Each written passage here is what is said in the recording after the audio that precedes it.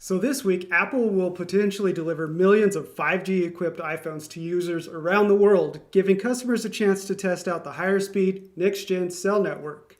However, you're likely to be very disappointed. From rate plan requirements to less than impressive speeds and very spotty coverage, 5G is a confusing mess. I'm Jason Cipriani with Jason Perlow, and this week on Jason Squared, we're going to try to make sense of 5G and what exactly it means to you and all the rate plans and all the other unnecessary stuff you need to know. Jason, I know you recently upgraded to an iPhone 12, or your wife did, and you experienced some rate plan confusion. What happened?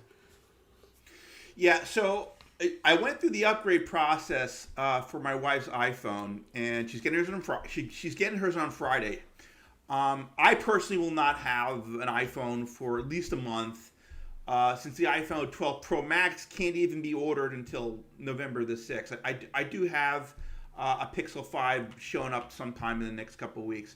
I wanted to see whether or not we were in a coverage area for AT&T. And it turns out for 5G we are, at least in theory. I went to their coverage maps website and I looked at the colors and all that. Yeah, okay, so we're in a 5G coverage zone. Now, AT&T doesn't tell you whether you're in a sub-6 or an MM wave zone. They just say you're 5G, right? They distinguish their two types of coverage as just 5G and 5G plus. And I think right now 5G plus is only for business access points and things like that. So I called up them and say, hey, are we provisioned correctly for this? And after talking to the rep, and I found out that my plan was old. Yep. At least in terms of what they sell now. So I went from the classic unlimited plan, the quote-unquote unlimited plan, which does not support 5G devices, to a plan called Unlimited Extra.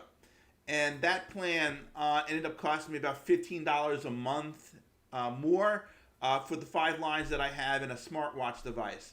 Now, in addition to the 5G, there are some improvements over what I had before, but I guess we should probably go into, what all the different carriers have in terms of what's better if you spend the extra money to go to 5G. Yeah, and let's be very clear, there are many different plans by all the carriers. I think I went through just a few days ago while we were prepping for this episode, and all of them have at least 3 different plans that are priced differently based on all the extras that you get, like Netflix is thrown in on T-Mobile or HBO Max is thrown in on AT&T. So we're not going to cover every single plan. Verizon has like 7 or 8 different plans. That's ridiculous. We take an hour to go through every single plan and every little detail about it. So we're going to pick the middle plan and just kind of go through those bit by bit. Just real quick recap overview of what they are exactly.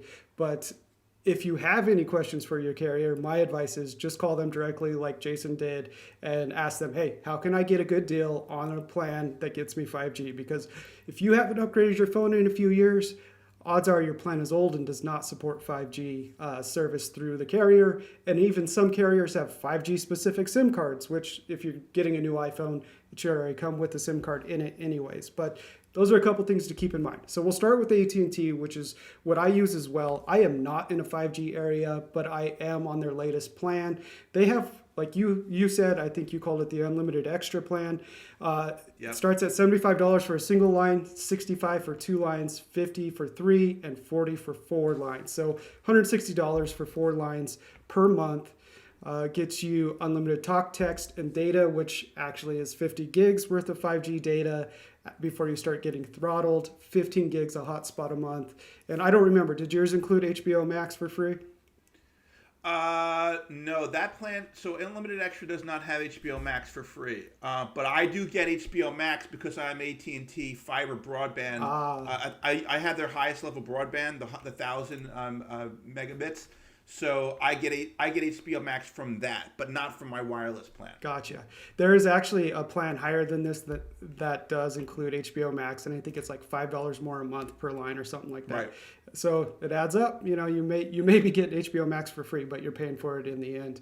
So T-Mobile used to be one plan, does it all. Everyone can only choose the one option. But the good thing about T-Mobile now is They have 3 plans, but they all include 5G, so you don't have to worry about it. And even some of their old plans include 5G when they had the single unlimited plan. So you may not have to change your plans at all. And they call theirs Magenta. There's like Magenta Basic. There's the Magenta Essentials and Magenta Plus, I think is what it's called. Again, unlimited talk, text, 4G LTE. Plans start at $70 for one, $60 for 2 lines, $40 for 3 lines, and $35 per line for 4 lines. So you're looking at what, $140? Again, up to 50 gigs before you're throttled. 50 gigs of data used per month. It does include 5G, but you only get 3 gigabytes of hotspot use over LTE with this plan, which is, you can go through that pretty quick doing not a whole lot of work while you're out and about, if you even are out and about right now. Their higher tier plan, Magenta Plus, does include Netflix, and there's even a higher tier plan than that includes more Netflix screens, simultaneous streams or whatever. What do we know about Verizon's plans, Jason? So, I mean, things get kind of weird, with Verizon. They've got a bunch of plans that include 5G, but they're not all equal. So you have to sign up for this, what they call a Play More Unlimited or Do More Unlimited, to get 5G ultra wideband access, right? So that's the faster network that's limited to city blocks and more often street corners. Like I said, there's multiple 5G technologies, and we're going to talk about those in a bit.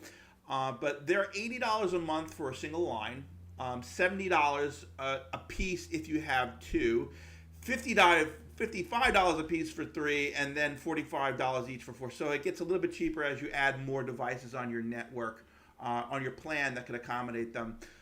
Both of those plans have unlimited talk, text, and up to 50 gigabytes of data before throttling. But you do get to pick between your choice of streaming services, Hulu, Disney Plus, and ESPN, with that Play More plan.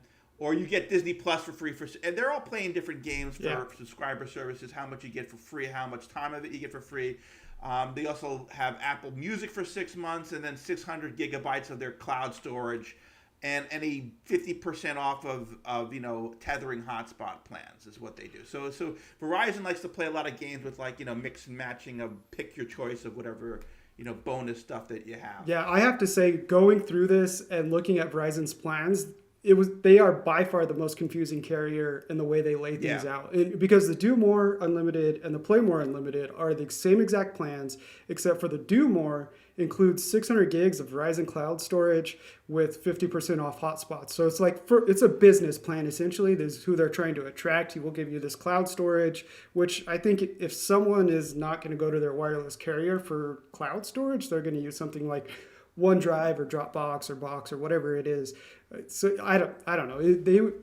They even have individual plans that you could set how many gigs of data you want. It was a confusing mess. So really take your time and go through it, especially if you're a Verizon customer. Now, T-Mobile and Sprint recently merged. So when you go to sprint.com, you're actually redirected to T-Mobile's website. You can't view any of Sprint's old 5G plans, but I did reach out to T-Mobile to ask them what happens if a Sprint customer upgrades and needs 5G service. As long as their old Sprint plan still supports 5G service, which they did before the merger, some plans did, they can stay on that plan. However, if they need 5G service, they're going to have to switch to one of T-Mobile's plans. And like I said, we can't view any of those old Sprint plans, so my suggestion is just call customer care and see what you can do if your phone does not get 5G signal, and it should be getting it after you unbox it. Now there's technically 3 different flavors of 5G service and 5G signal and technology and whatever, however you want to frame it, Perlo, but not all of it is everywhere. And like you were just talking about, ultra wideband, which is actually Verizon's marketing term for it. Right. It's millimeter wave is the proper term for it. It's what the iPhone 12 supports. It supports sub-6 and millimeter wave. What are the differences between that and actually midband as well? We have to throw that in because T-Mobile supports it.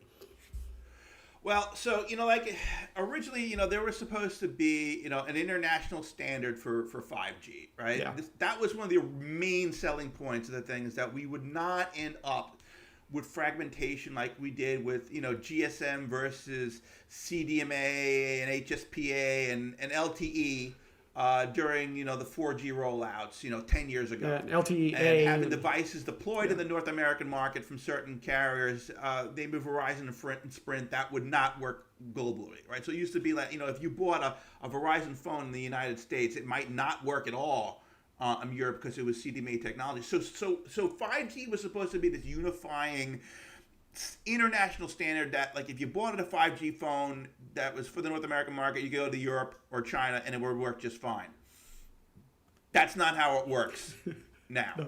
So essentially what we have is three different major frequency or wavelengths. I really got to call them wavelengths, right? Because you've got essentially the high frequency band, which is what we're calling MM wave, right? Which is that short distance, but very, very high speed technology. So that you can get hundreds of megabits per second, up to hundreds of megabits per second with that MM wave technology, but it's only good for short distances. Right. Yeah. I think Apple and Verizon tout 4 gigabits per second in ideal situations. And a lot of reviewers, when iPhone 12 reviews broke this week, we're going to stadiums, which is where this is at, and seeing 2 gigs per second on their iPhone 12, which is insane to get over a cellular connection. But to your point, if you turn around away from that antenna, odds are that throughput is going to take a nosedive. It's basically line of sight. It doesn't penetrate buildings. It doesn't really go through windows. So it's like an outdoor wireless signal that may only last half a city block if you're lucky. You have to be standing in the right spot, facing the right direction in order to get these speeds. Yeah, I actually like to compare MM wave to 5 gigahertz Wi-Fi. Right, it's a higher frequency. But it can go very, very fast, right? Multi-channels and all that, but you cannot penetrate walls or anything like that. And if you're not like the really good line of sight on it, you won't get any kind of a signal at all. So there are two other waveforms types that you can use with 5G, transmitter types. You've also got what we call sub-6. Yep. Now, sub-6 is more like conventional 4G LTE technology in that they can deploy them on existing towers, and they are a longer range transmitter, but they are considerably slower than that MM wave technology. You'll get maybe between, like 30 megabits and 50 megabits is what they're seeing a second in optimal scenarios.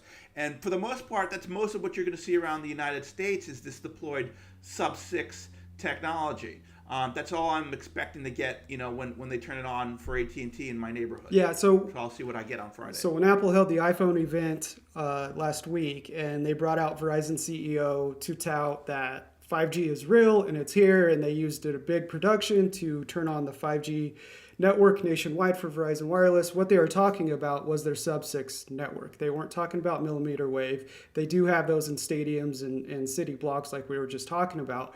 But that coverage that they just turned on is all sub-6. And in some cases, that speed is actually slower than 4G LTE, but the capacity of that network has increased. So you shouldn't see, like when you go to a big event that doesn't have millimeter wave, because it's not rolled out everywhere yet, you shouldn't see those connection issues or that slowdown that you did in the past. So it's an improvement of LTE. And I think you said this yesterday, Perla, while we were talking about this episode, was if 5G is the LTE we were promised, then we're okay with that, right? Sub-6 5G. And that's essentially what it's shaping up to be. T-Mobile as well as AT&T have pretty wide sub-6 networks. AT&T claims it's nationwide. However, I am not covered in sub-6 AT&T signal. I believe T-Mobile calls theirs nationwide as well. I don't know if it's here in my area or not. I haven't checked into it.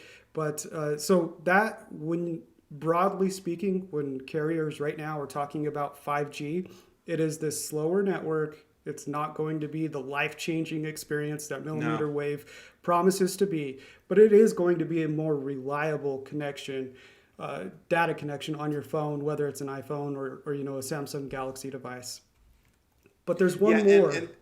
Oh, go ahead. And yeah, there is one more, but the other thing I do want to talk about with Sub 6 is that this is the kind of technology that will allow, more reliable communication, like when you're on a car, on like a high-speed train or something like that, right? I mean, you'll be able to have sustained connectivity, which is, for things like, voice for videos and things like that.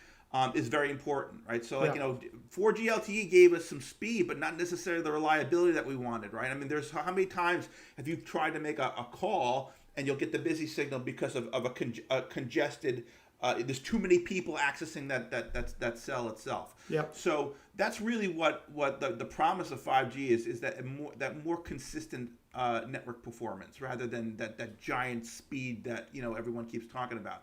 But as you say, there is a third technology, and that is called mid-band. And we really haven't seen a lot of that deployed in the United States. T-Mobile is the one carrier that has made those mid-band investments. Right. There's a lot of mid-band in Asia right now, in Korea, in China, and places like that. Where there are people with 5G phones getting consistent 200 megabit plus per second performance, right? Because they built out those networks from the ground up to accommodate those things, and they had better city planning and all that other stuff.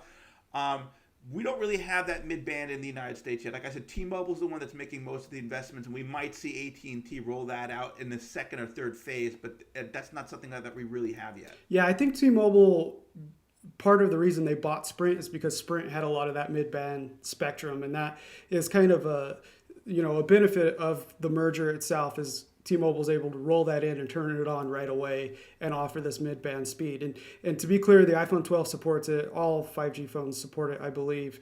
So you should be able to see those speeds if you're on T-Mobile. I think it's 200 cities that they have mid-band in. But here's the problem, right? When you look at coverage maps, it doesn't tell you which type of 5G you're going to get, and rightfully so. I mean, it would be really confusing to have 3 different 5G networks on a coverage map. I don't know. The whole thing is confusing in and of itself, just because there are those significant differences in speed and latency and all of that. Verizon calls their millimeter wave network ultra wideband. AT&T calls it 5G plus, and those different icons are what shows up on your phone depending on which carrier you have if you happen to stumble into one of those neighborhoods that has that coverage. So it's... Yeah, and AT&T's even wackier. They've been calling their 4G LTE network 5G evolution for I don't know how long. Yeah, for over a year. Which just adds to the confusion, right? If you have an iPhone right now and you look down and it says 5GE, you're on an LTE network. You're not even on 5G, which is it's dishonest, to be completely honest about it and speak about it the way we should. So I guess the last question we need to go over here is, what kind of phone support, or what do you need to look for in a phone to make sure it supports 5G, Perlo? So, I went through this exercise yesterday to see if any of the phones I have in house right now would work on AT&T's 5G network, because I have a bunch of these Chinese phones. I have an Oppo, I have a couple of Huawei sitting here, which were all released with 5G support. In fact, some of them both have Sub 6 and also the mmWave support, right? So like the P40 Pro Plus. But when you actually look at the specifications, it's not just what types of networks they support, it's what frequency bands they support. There are some websites out there where you can plug in a model of phone and it'll tell you which frequency bands it supports and which carriers have those frequency bands. And I looked at all my Huawei's and my Oppo and nope, won't work on AT&T because it's not supporting the frequency bands that they have. Some of these carriers, have, like T-Mobile, for example, has 4 different frequency bands they support for 5G. I believe AT&T and Verizon are both 2. And I think Sprint is also, 2. So but like I said, they're all different. Sure. So the good news is if you buy a phone that was meant to operate in the North American market, they pretty much will work between all the carriers. iPhone, of course, supports all the frequency types, all the frequency bands across all carriers. So if you need to move between carriers in the United States with an iPhone 12, you're fine.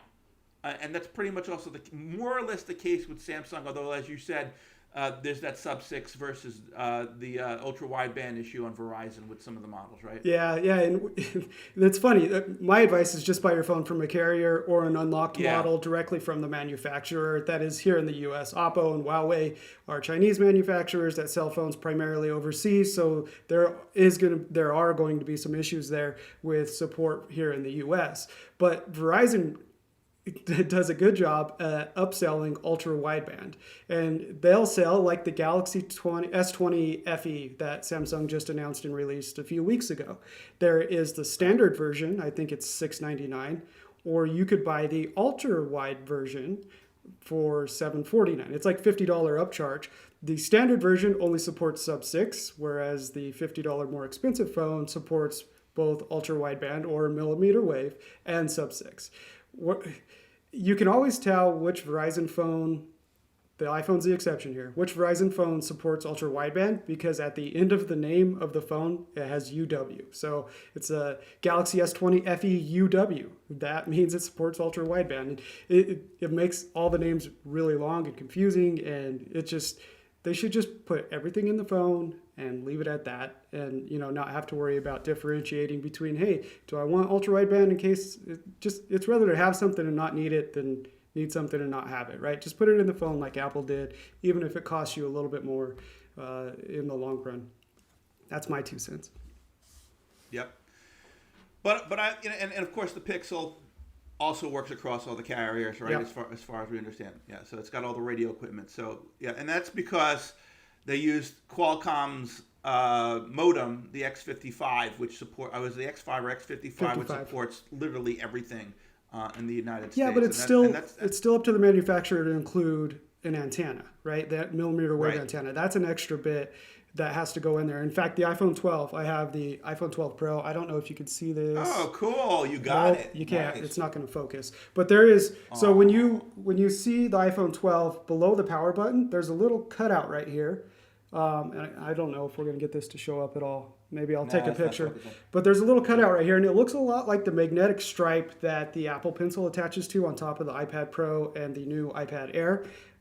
This window is actually the millimeter wave antenna. So Apple had to include a little cutout here for that antenna to even work, which just shows how fragile that signal is, right? Apple made a design choice to include this in the phone. That's something that, Apple takes pretty seriously, was the design of their phones, and everything is precise. And so, and we see carrier or phone manufacturers like Samsung just leave it out completely.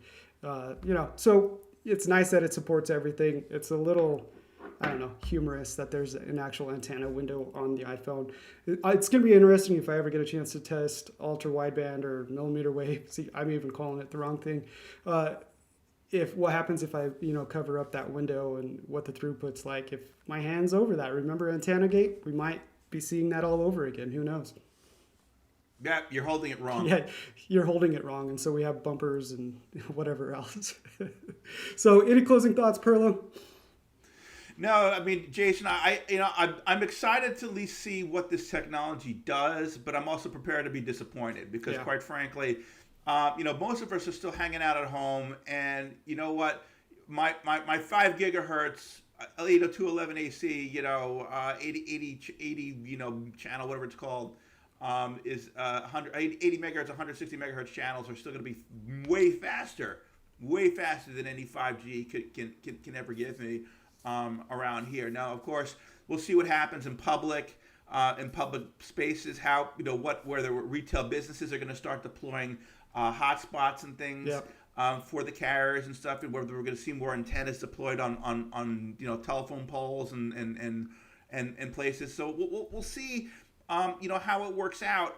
I hope it's for the best. I hope it doesn't improve overall reliability. I hope we'll never have to hear a busy signal saturated, network, busy network message ever again. But, who knows? Yeah, who knows? My advice, view 5G as a long-term investment. Don't expect immediate impact to your life. It's not going to change much for you, especially with sub-6 being the predominant network, if you even have coverage where you're at. It's a way of future-proofing your phone now, especially if you upgrade it to the iPhone 12. you're not going to see an immediate impact. Period. That's just the way it is. Until we see that mid-band networks start to take off, which is going to be a couple years. They're still auctioning off spectrum, which is a whole nother story in and of itself that broke yesterday for mid-band 5G coverage. So yeah, don't expect a whole lot right now. But if you need to change your plan and you have to be on the cutting edge. Do your research, take your time, talk to your carrier, make sure your phone's compatible, make sure your plan is compatible as well. It may end up saving you money, who knows? So Very possible. Yeah, you never know. I'm Jason Cipriani. And I'm Jason Perlow. And thanks for watching or listening to Jason Squared. Make sure to check out more of our work at zdnet.com.